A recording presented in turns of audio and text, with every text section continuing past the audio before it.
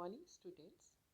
हिंदी व्याकरण में आज हम पढ़ने जा रहे व्याकरण की किताब माधु में आज का विषय है संधि। पहले जानते हैं संधि का अर्थ क्या है। संधि का अर्थ होता है मेल या जोड़। ठीक है, तो संधि किसे कहते हैं ना, दो वर्णों या ध्वनियों को मेल से उत्पन्न विकार या परिवर्तन को संधि कहते हैं। दो वर्णों के मेल से उत्पन्न होता है उस विकार को संधि कहते हैं। ठीक है, यहाँ पर देखिए विद्यालय दिया गया है। विद्यालय शब्द हो गया यह संधि। इसको जब हम विच्छेद कर दिए तो ये बन गया विद्या प्लस आलय, ये संधि विच्छेद हो गया। शब्दों को हम विच्छेद कर दिए तो जब जोड़े हुए शब्द रहते हैं उससे कहते हैं संधि। ठीक है, ये कितने प्रकार के होते हैं ना, तीन भेद होते हैं। संधि के तीन भेद होते हैं, स्वर संधि, व्यंजन संधि और विसर्ग संधि। आपने इसके बारे में पहले कक्षा में पढ़ चुके होंगे। स्वर संधि किसे कहते हैं, आपको पता है स्वर किसे कहते हैं, अ से लेके औ तक जो होते हैं वर्ण उसे स्वर कहते हैं। तो स्वर संधि में क्या होता है, स्वरों को स्वरों के साथ मेल को, स्वर संधि में स्वरों को स्वरों के साथ मेल से जब उनके विकार या परिवर्तन होता है उसे स्वर संधि कहते हैं। ठीक है, स्वरों को दो स्वरों को जब होता है, मेल से जो उत्पन्न होता है विकार होता है उसे स्वर संधि कहते हैं। फॉर एग्जाम्पल, उदाहरण की तरफ से देखिए, अ एक स्वर है, आ एक स्वर है, उसमें परिवर्तन होके आ में जो परिवर्तन हुआ विकार हुआ उससे कहते हैं स्वर संधि। स्वर संधि भी 5 प्रकार के होते हैं, दीर्घ संधि, गुण संधि, वृद्धि संधि, यण संधि, अयादि संधि। ठीक है, तो अब हम पढ़ने जा रहे दीर्घ संधि। दीर्घ संधि किसे कहते हैं न, जब हर्षस्वर या दीर्घस्वर, हर्षस्वर या दीर्घस्वर ये कहाँ हम लोग पढ़ चुके हैं ना, वर्ण विच्छेद में। हर्षस्वर किसे कहते हैं, जिन स्वरों को उच्चारण में केवल एक मात्रा का समय लगता है उसे हर्षस्वर कहते हैं। और दीर्घस्वर होता है जिन स्वरों को उच्चारण में हर्षस्वर से दुगुना समय लगता है उसे दीर्घ स्वर कहते हैं।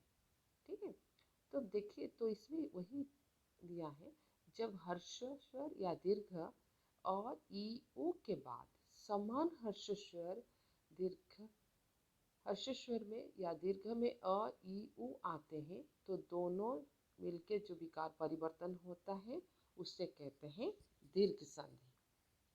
ठीक है, तो देखिए अ एक स्वर है, उसके साथ अ स्वर मिलने से जो विकार परिवर्तन हुआ उसे कहते हैं, ये हो गया आ। अ के साथ अ स्वर उसमें परिवर्तन क्या हुआ, बना आ। अ के साथ आ जोड़ने से इसमें जो परिवर्तन हुआ आ।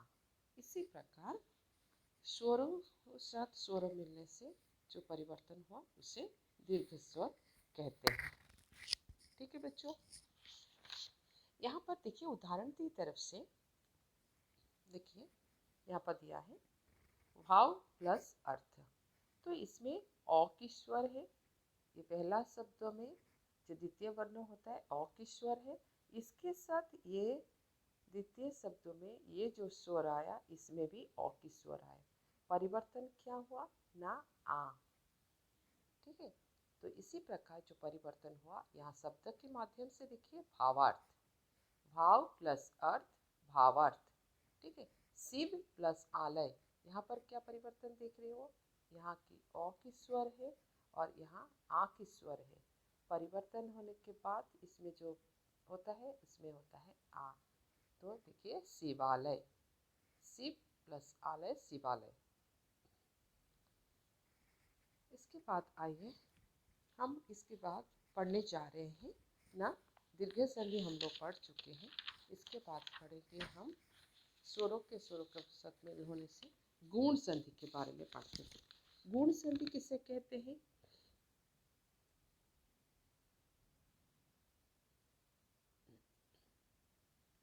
गुण संधि किसे कहते हैं? जब अ के बाद आ, ओ या आ के बाद ई और ई आते हैं तो दोनों मिलकर ए उ आते हैं, तो दोनों मिलकर ओ और री का आता है तो दोनों मिलकर अर हो जाता है।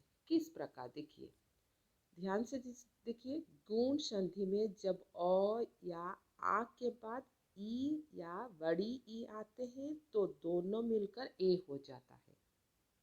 किस प्रकार? देखिए, यहाँ से स्व प्लस इच्छा, तो यहाँ की अ की स्वर है और इसके साथ यहाँ पर ई की स्वर है, तो परिवर्तन क्या देख रहे हो ना? ए, तो देखिए स्वेच्छा। ठीक है, तो इसी प्रकार इसमें दिया है गुण संधि में। ठीक है, ए और ऊ या ऊ के आते हैं तो दोनों मिलकर औ हो जाता है। किस पर? देखिए, महा प्लस उत्सव, महोत्सव। महा, यहाँ पर आ की स्वर है और यहाँ पर ऊ की स्वर है, तो परिवर्तन हो गया ओ। ठीक है, तो देखिए यहाँ पर वर्तनी में परिवर्तन, महा प्लस उत्सव महोत्सव, महोत्सव ह में ओ की मात्रा। ठीक है, इसी प्रकार यहाँ पर देखिए और एक परिवर्तन, महा प्लस ऋषि, तो महा प्लस ऋषि, इसमें क्या आया ना? आ, इसमें आया री स्वर है, तो परिवर्तन में देखिए र, तो ये परिवर्तन में अर, तो ये अर कहाँ परिवर्तन? हम स्पेलिंग में देखिए, यहाँ परिवर्तन में ना महा प्लस ऋषि महर्षि स में ये हम र लगाए रे। ठीक है, इसी प्रकार इसके बाद आइए वृद्धि संधि। वृद्धि संधि के बारे में हम पढ़ने जा रहे हैं। वृद्धि संधि किसे कहते हैं ना? जब वृद्धि संधि के बारे में हम पढ़ने जा रहे हैं। वृद्धि संधि किसे कहते हैं? वृद्धि संधि ना, जब ओ या आ के बाद ए या ऐ आते हैं तो दोनों मिलकर ऐ, और ओ या ओ आते हैं तो दोनों मिलकर औ हो जाते हैं, तो उससे कहते हैं वृद्धि संधि।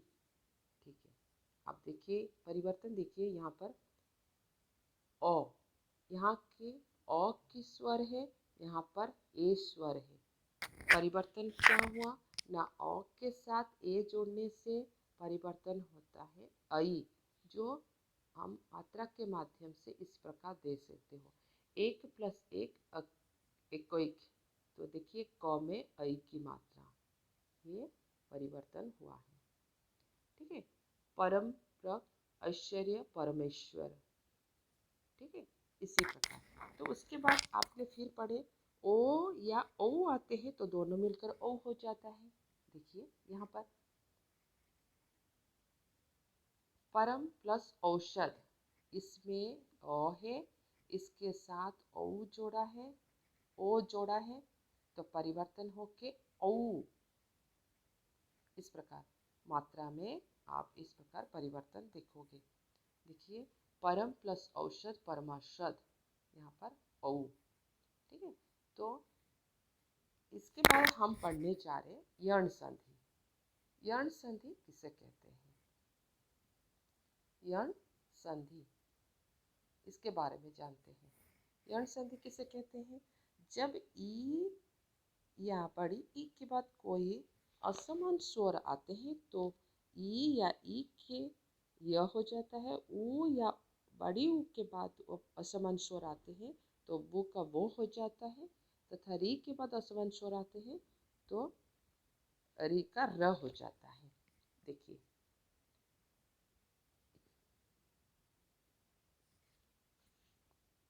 किस प्रकार परिवर्तन, देखिए, अति प्लस अधिक, अति प्लस अधिक, तो इसमें ईश्वर है, इसमें औश्वर है, तो इसमें लिखा है ई और बड़ी ई के बाद कोई अन्य स्वर, तो ये एक अन्य स्वर हुआ।